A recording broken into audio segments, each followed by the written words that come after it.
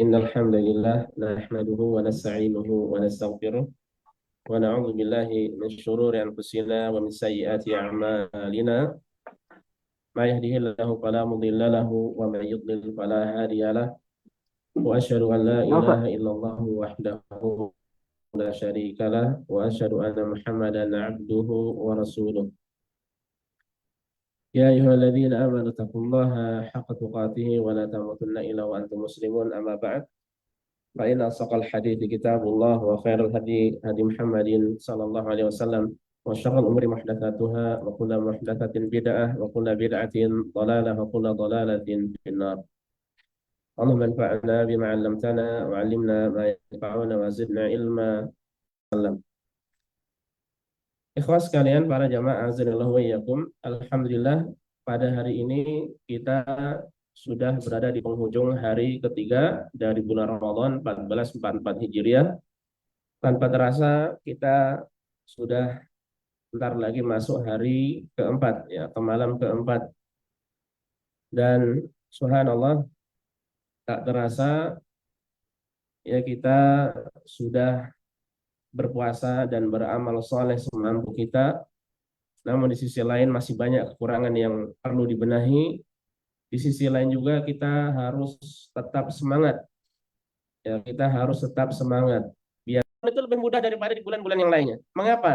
Kita sering mendengar dan kemarin juga sudah kita sampaikan bahwa Rasul Shallallahu Alaihi Wasallam mengatakan tuftahu bihi abwabul jannah. Kalau datang bulan Ramadan maka pintu-pintu surga itu akan dibuka. Wa tughlaqu bihi abwabun nar, dan pintu-pintu neraka itu akan ditutup, ya. Wa tughallu bihi syayatin, setan-setan dibelenggu.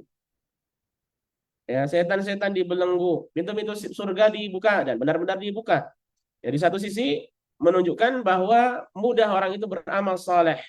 Ya, mudah orang itu beramal soleh sehingga ketika dia beramal soleh, ya begitu dekat dirinya dengan surga Allah Subhanahu Wa Taala. Di satu sisi yang lainnya menunjukkan bahwa ya ketika pintu-pintu neraka ditutup, selain memang benar-benar ditutup, ya di sisi yang lainnya menunjukkan bahwa amalan-amalan, keburukan-keburukan itu sedikit, ya. Kemudian godaan setan pun lebih sedikit, dan itu terkhusus bagi orang yang berpuasa dengan benar-benar menyempurnakan, berusaha untuk menyempurnakan ibadat puasanya. Nah, kalau dia benar-benar memperhatikan, maka semakin lemah godaan syaitan. Ya, kalau godaan syaitan semakin lemah, dia akan semakin giat untuk beribadah pada Allah Subhanahu wa taala, ya. Nah, sehingga ini menunjukkan semangat di bulan Ramadan itu secara asalnya itu lebih mudah, itu adalah lebih ringan dibanding bulan-bulan yang lainnya. Ya makanya aneh kalau ada orang di bulan Ramadan, datang bulan Ramadan ibadahnya malah semakin berkurang. Yang ditambah adalah amalan-amalan atau perbuatan-perbuatan yang mubah. Kan ada yang ketika bulan Ramadan orang tuanya menyiapkan PlayStation, ya, PS5. Nah, puasa harus full. Tenang saja, Bapak sediakan PS 24 non-stop, 24 jam non-stop. Ya. Mirip karaoke. Ya. Ada yang seperti itu. Ada apa lagi? Disediakan dari hal-hal yang itu perbuatan yang menyia-nyiakan diri, ya. Semestinya anak dididik untuk berpuasa, dididik untuk beribadah pada Allah Subhanahu wa taala, malah dididik untuk hal-hal yang mubah yang berlebihan, atau bahkan tidak jarang hal-hal yang haram juga ada di dalamnya, ya. Ini keliru tentu saja, termasuk kekeliruan dalam menyambut bulan Ramadan. Tapi yang menjadi masalah ikhwas sekalian azanillahu wa iyyakum, ya, meskipun semangat di bulan Ramadan itu lebih mudah, lebih ringan, yang menjadi masalah adalah mengapa di bulan Ramadan itu tetap ada keburukan, ya tidak? Ada orang yang kesurupan, ada nggak? Ada. Ada orang yang marah-marah, ada nggak? Ada orang yang apa lagi? Nipu, ada nggak? Curang, ada nggak? Jual kurma modal 10 real, wallah wallah ini modalnya 15 real, ada nggak? Kata siapa? Ya, banyak yang seperti itu. Apalagi nanti di 10 hari terakhir. Kalau sudah pasar, kalau di Indonesia istilahnya pasar apa? Pasar, ah? Pasar raya. Itu sudah macam-macam orang-orang. Bahkan mulai awal Ramadan juga sudah banyak yang bobol apa? Bobol bank, bobol ATM dan lain sebagainya. Ya, jadi masih ada keburukan-keburukan. Mengapa masih ada keburukan? Banyak nih dijelaskan oleh para ulama. Di antaranya, pertama bahwa yang dibelenggu itu adalah setan-setan apa? Pembangkang. Setan-setan pembangkang itu yang dibelenggu. Kata Rasulullah, maradatus syayatin. Yang dibelenggu setan-setan pembangkang. Berarti masih ada setan-setan yang kelas kelas apa kita katakan? Kelas teri itu masih berkeliaran. Kemudian yang kedua, ya, ada jiwa-jiwa yang buruk. Nah, di antara kita ini ada jiwa-jiwa yang buruk, yang memiliki jiwa-jiwa buruk. Kita tahu khutbatul hajah yang disampaikan oleh Rasulullah SAW, beliau mengatakan, wa na'udzubillahi min syururi anfusina. Kami berlindung kepada Allah dari kejahatan jiwa-jiwa kami. Ya, dan di antara eh, jenis atau macam jiwa adalah an-nafsu al-ammaratu bisu, yaitu jiwa yang menyuruh kepada keburukan. Ya, jiwa yang menyuruh kepada keburukan. Ya. Makanya kalau seseorang dia jiwanya buruk, ya, Rasul yang beliau sampaikan berlindung kepada apa? Wa min sayyiati a'malina. Dan kami berlindung kepadamu ya Allah dari kejahatan amalan-amalan kami. Karena jiwa yang buruk ini bisa membawa kepada amalan-amalan yang buruk buruk pula. Ya, kullu ina'in bima fihi yandahu. Ibaratnya kalau gelas itu akan mengeluarkan sesuai dengan apa yang ada di dalamnya isinya. Dia akan mengeluarkan isinya. Kalau gelas itu buruk, ya, isinya khamar, yang dimuntahkan adalah khamar. Gelas isinya madu, yang dimuntahkan adalah madu. Gelas isinya apa lagi? Susu, yang dikeluarkan adalah susu. Masing-masing mengeluarkan, ya, apa yang diucapkan oleh lisan, demikian pula anggota badan itu sesuai dengan apa yang ada di dalam hati. Kemudian selain daripada itu, ya, selain jiwa yang buruk, juga adanya kebiasaan-kebiasaan buruk yang sering dilakukan. Orang, ya, kita semuanya para jamaah sekalian, kalau terbiasa melakukan keburukan, ya, 11 bulan nih biasa melakukan keburukan, di bulan Ramadan sangat-sangat rentan melakukan keburukan. Ya, itu sudah apa ya? Semuanya biqadarillah, dengan takdir Allah. Kalau orang terbiasa buruk, ya udah seperti itu. Seorang suka mengucapkan kalimat yang buruk, misuh-misuh. Tahu misuh-misuh apa sih? Umpatan-umpatan, celaan. Dikit-dikit mengucapkan kalimat yang tidak baik. Ya. Maka ketika ketemu sama teman-teman, ya, berbeda kalau orang biasa salam, assalamualaikum, mau kemana akhi? Nah ini kalau ini enggak pakai salam pertama, langsung tanya mau kemana, titik-titik gitu kan, titik-titik. Ini kalimat yang nggak baik ini. Ya. Tapi menurut sebagian orang itu adalah kebiasaan yang diucapkan. Ya. Menurut uruf orang-orang fasik itu adalah baik. Ya. Mau kemana, titik-titik ya. Pokoknya titik-titiknya nggak usah dilanjutkan lah. Paham insya Allah. Ya, itu sekedar apa contoh. Ya, jadi kalau orang biasa buruk di bulan Ramadan akan terpengaruh keburukan tersebut. Ya. Makanya sebenarnya untuk menyambut bulan Ramadan ini persiapannya itu bukan dari hari pertama, tapi dari Syawal kalau bisa. Ya, dengan cara apa? Memperbaiki diri. Ya, dengan cara memperbaiki diri. Makanya kalau generasi salaf dahulu mereka berdoa dipertemukan dengan bulan Ramadan 6 bulan sebelum datangnya bulan Ramadan. Mohon agar dipertemukan dengan bulan Ramadan. Mohon agar bisa beramal soleh. Mohon agar bisa dimudahkan berpuasa dengan baik, qiyam Ramadan dengan baik, melakukan ibadah dengan baik, waktunya berkah. Sisa 6 bulan yang apa? Setelah Ramadan, ya mereka mohon pada Allah agar amalannya selama di bulan Ramadan diterima oleh Allah Subhanahu wa taala. Ya. Jadi ini kalau persiapan dengan baik seperti itu, maka hasilnya pun akan lebih memuaskan. Antum mau mengadakan hajatan, persiapannya berapa bulan kira-kira? Pilih harinya, pilih apanya lagi, tempatnya mungkin, pilih ini, pilih itu, ya. Dipersiapkan dengan matang. Nggak bisa sehari. Padahal ini urusan dunia. Antum nggak mau malu kan? Ya, nggak mau antum persiapkan hanya sepekan, 2 pekan, mungkin sebulan lah, sebulan atau 2 bulan atau 3 bulan, bahkan ada yang 1 tahun. Ini untuk urusan dunia. Semestinya untuk urusan akhirat lebih semangat lagi. Ya. Lebih semangat lagi. Nah ini para jamaah sekalian, mengapa di bulan Ramadan yang semestinya mudah istiqomah, mudah semangat, tapi ternyata kita dapati ya masih banyak keburukan-keburukan, ya warung-warung masih banyak yang buka, banyak orang yang buka di dalam, ya siang-siang, maksudnya buka ini tidak berpuasa siang-siang, ya kemudian macam-macam lah yang terjadi di tengah-tengah kita, ya. Nah, kemudian yang menjadi masalah lalu seandainya memang pertanyaannya bagaimana seorang itu supaya semangat di bulan Ramadan, full semangat bagaimana? Wah, masalah semangat di bulan Ramadan full itu bukan perkara yang mudah, ya. Saya salut sama orang-orang yang istiqomah dalam urusan dunia, ya. Semestinya dalam urusan akhirat lebih istiqomah lagi. Saya kasih contoh, apa? Antum kerja istiqomah tidak? Istiqomah, datang jam berapa, pulang jam berapa. Padahal gajinya nggak seberapa. Enggak lah, kalau nggak seberapa pulang dulu antum sudah. Ya. Gajinya, wah. Bahkan di antara syarikah atau perusahaan itu ada yang disuruh berangkat sebelum sholat subuh, ya nggak?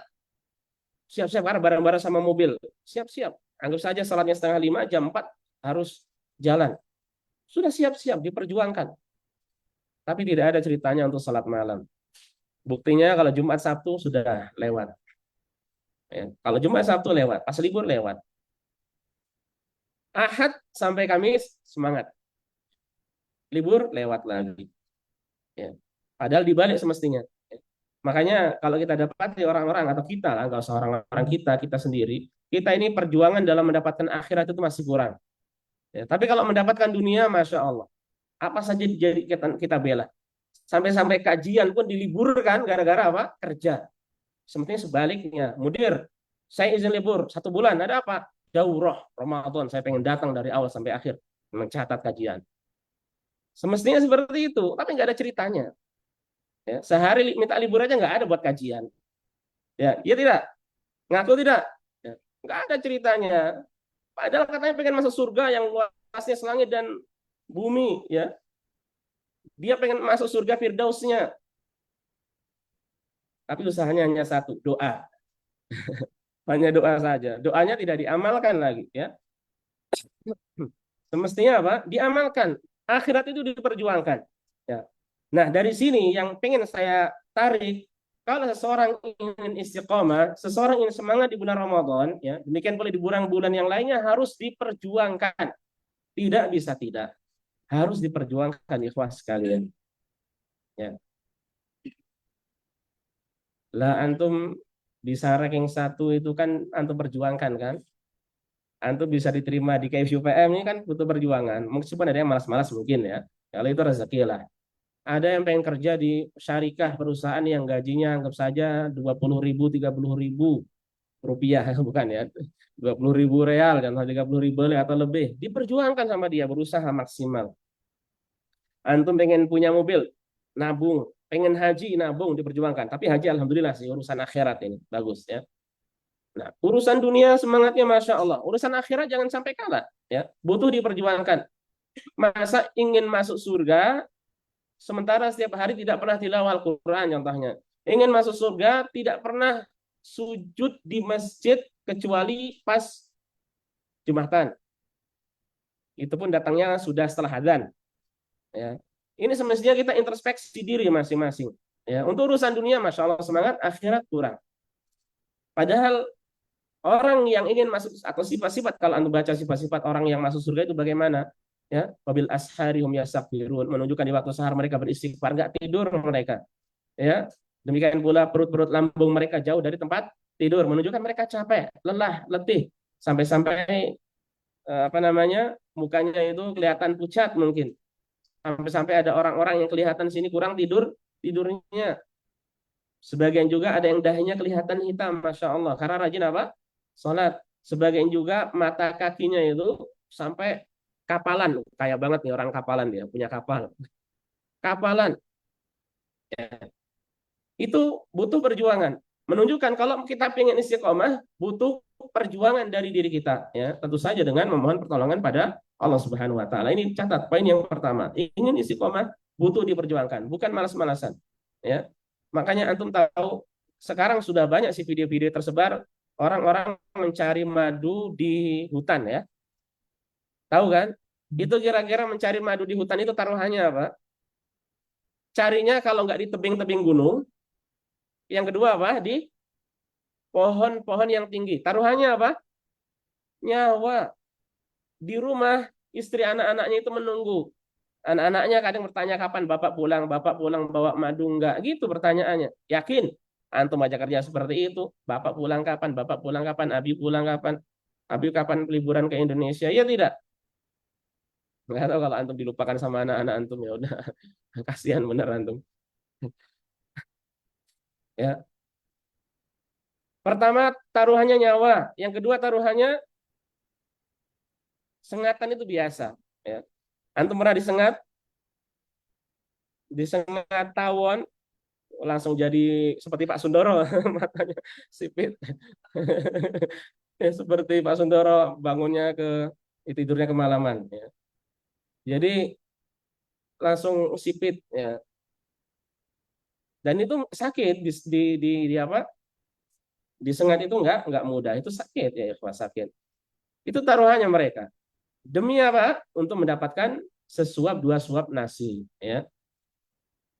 Jadi itu poin pentingnya. Kemudian pertama butuh perjuangan dari kita. Ingin semangat, bulan Ramadan butuh diperjuangkan. Tidurnya dikurangi, lebih banyak tilawahnya, sholatnya juga ditambah lagi, ya. Tidak bisa asal-asalan atau santai-santai. Kemudian yang kedua, ikhwas sekalian, poin yang kedua, saya tanya sama antum.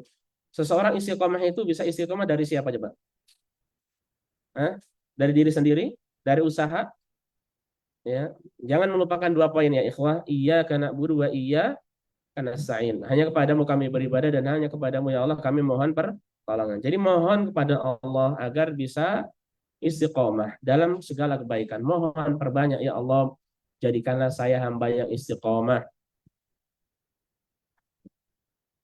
Istiqomah itu istri tiga kontrak no omah, bukan ya? Bukan. Kalau belum siap ya jangan. Ya, banyak mohon pada Allah, doa antum. Doa ini yang paling mudah itu doa. Doa pun antum lakukan pelan-pelan. Ya, maksudnya amalkan perlahan-perlahan. Doa, jangan tinggalkan doa. Jangan sampai sombong kepada Allah. Jangan sampai congkak pada Allah. Kalau di urusan dunia, ada olahraga yang paling murah, paling ringan. Apa itu? Lari, jogging lah. Nyeker pun bisa kan? Ya. Nah, kalau urusan akhirat, ada ibadah yang paling ringan. Antum sambil terbaring sakit, lemah pun bisa. Apa itu? Doa. Doa. Antum terbaring lemah, tidak bisa apa-apa. Hati antum bisa berdoa pada Allah. Ya Allah, berikan kesembuhan pada kami. Ya Allah, apalah. Terserah antum doa-doa. Ya, dari doa-doa yang baik. Jadi terus mohon kepada Allah agar diberikan ya istiqomah, agar diberikan semangat yang membara dalam urusan akhirat terkhusus ya. Itu yang kedua. Kemudian yang ketiga, saya tanya sama antum coba ikhwas sekalian para jamaah, para hadirin, semangat itu sumbernya dari mana? Dari anggota tubuh kita ini semangat datangnya dari mana? Antum semangat sama lemas, malas itu datangnya dari mana? Dari hati, dari sanubari kita. Ya berarti yang antum harus sentuh itulah. Kalau kalau antum apa ya, badan kuat tapi hatinya tidak ada semangatnya, lemes antum. Antum kuat 45 kali 2 kelas istirahat kuat ya. Tapi kalau imam baca sabbihis saja sudah kayak apa gitu, lamanya kayak sabbihis marobika. Aduh ini lama banget ini. Belum lagi bacanya Yasin, aduh Yasin lagi. Tapi setelah Yasin imamnya Allahu Akbar, alhamdulillah. Ada kejadian kayak itu nggak ya kira-kira ya? Imamnya bikin panas di depan ya. Jadi antum bisa perhatikan orang-orang yang tua renta yang kalau di jalan butuh dipapah ya, namanya dipapah dari mama, dipapah ya, dibawa gitu sampai masjid kuat sholat seperti kayu yang diem kuat lama-lamaan, kalah dengan syabab ya. Syabab kalah dengan orang-orang tua tersebut. Itu yang kuat apanya? Bukan fisik luarnya. Fisik luarnya memang membantu ya. Tapi yang paling kuat pertama adalah apa? Batinnya, sanubarinya, hatinya, jiwanya, dirinya ya. Makanya ini yang harus diperbaiki. Berarti itu berkaitan dengan masalah keimanan. Orang semakin kuat imannya, semakin semangat. Orang semakin lemah imannya, semakin kendor semangatnya. Ya. Rasulullah SAW mengatakan ala inna fil jasadi mudghah idza salahat salahal jasadu kulluhu wa idza fasadat fasadal jasadu kulluhu ala wahyal qalb. Ketahuilah di jasad kita itu ada sekerat daging. Kalau sekerat daging ini baik, maka baik pula anggota tubuh kita yang lainnya. Tapi kalau sekerat daging ini tadi buruk, maka buruk pula anggota tubuh kita yang lainnya. Ketahuilah sekerat daging tersebut adalah apa? Al-qalbu. Baik diartikan al-qalb itu jantung atau hati, intinya sanubari, jiwa, diri, yang dari situ bisa menggerakkan seluruh anggota tubuh kita. Itu yang perlu diperbaiki. Lalu bagaimana cara memperbaikinya? Lalu bagaimana cara meningkatkan keimanannya? Ya, cara memperbaikinya dengan disirami siraman rohani, ya, dengan disirami siraman rohani. Ya, kalau raga antum kuat dengan olahraga, kalau jiwa antum ingin kuat dengan olah jiwa, ya. Dengan ibadah, ibadah apa saja para jamaah sekalian itu menambah keimanan. Ya, tapi ibadah yang benar ya, salat yang benar, yang rukun-rukunnya benar, yang wajib-wajibnya benar. Kalau baik, kalau benar, ini yang semakin memperkuat iman kita. Ibadah apa lagi selain salat? Ya salat wajib, salat sunnah, nah ini dilakukan. Kemudian selain itu ngaji, ya. Tapi tidak sekedar tilawah atau ngaji saja. Antum pernah mendengar orang ngaji Al-Quran bisa masuk neraka? Pernah dengar kisah orang hafal Al-Quran berzina, na'udzubillah? Pernah dengar? Pernah dengar Ustadz menghalalkan riba atau bunga bank? Pernah dengar? Parah. Parah seperti itu ya. Na'udzubillah wa na'udzubillah. Tahu dalil tapi dipelesetkan. Rasulullah SAW mengatakan Al-Quran hujjatun laka aw 'alaika. Al-Quran itu adalah hujjah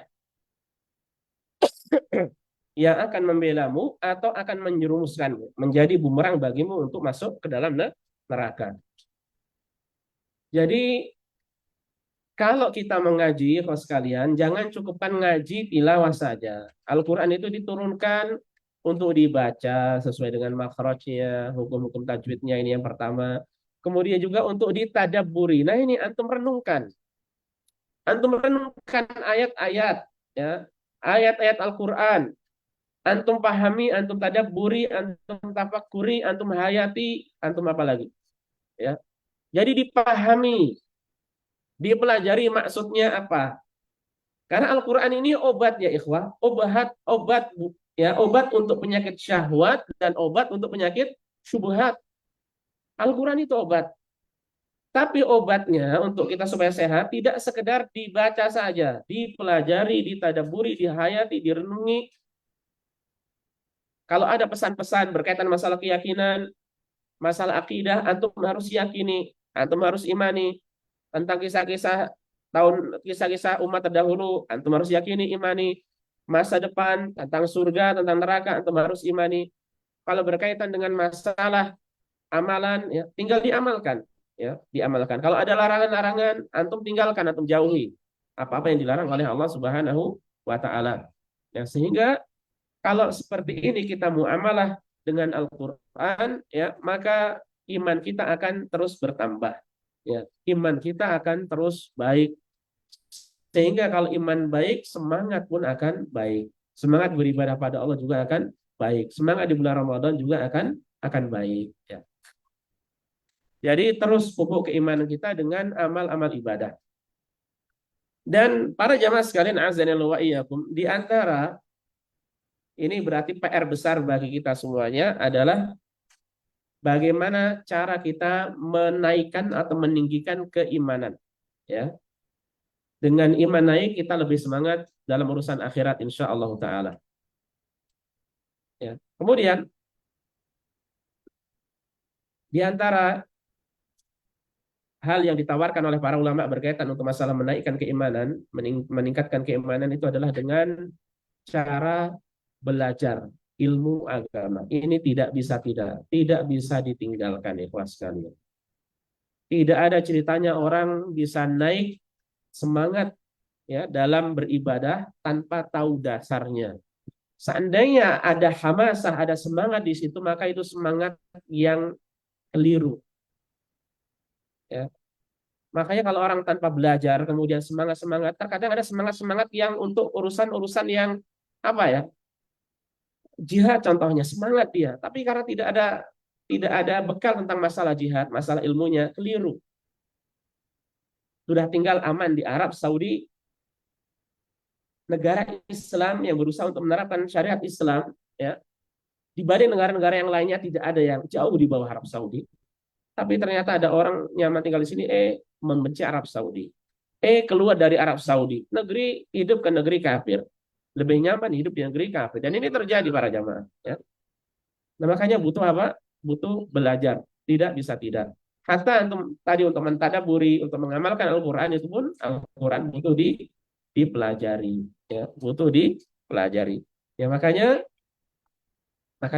ingin semangat selama di bulan Ramadan, ya butuh belajar. Antum pelajari tentang keutamaan bulan Ramadan, antum pelajari tentang keutamaan puasa, antum pelajari tentang keutamaan apalagi Qiyam Ramadan, antum pelajari tentang keutamaan membaca Al-Quran di bulan Ramadan, antum pelajari tentang keutamaan berdoa di bulan Ramadan secara khusus ya. Kemudian antum pelajari tentang amal-amal ibadah yang lainnya ya. Masalah seputar bulan Ramadan antum pelajari dengan baik ya. Sehingga apabila dipelajari dengan baik, antum mau mengamalkan mudah, ya tinggal antum nanti akan semangat dengan cara semangat yang benar, tidak keliru dalam semangat. Nah, inilah para jamaah sekalian azza wa iyyakum, ya, beberapa poin yang perlu disampaikan. Kiat semangat di bulan Ramadan yang waktu 30 menit ini tentu waktu yang sangat singkat, tapi semoga apa yang disampaikan bermanfaat bagi kita dan semoga kita diberikan oleh Allah Subhanahu wa taala semangat ya membara di bulan Ramadan ini dan bulan-bulan yang lainnya. Semoga Allah Subhanahu wa taala memberikan kepada kita istiqamah dalam beramal soleh. Semoga Allah Subhanahu wa taala terus memudahkan kita untuk menuntut ilmu dan mengamalkannya. Allahumma amin. Ini saja para jamaah yang bisa disampaikan.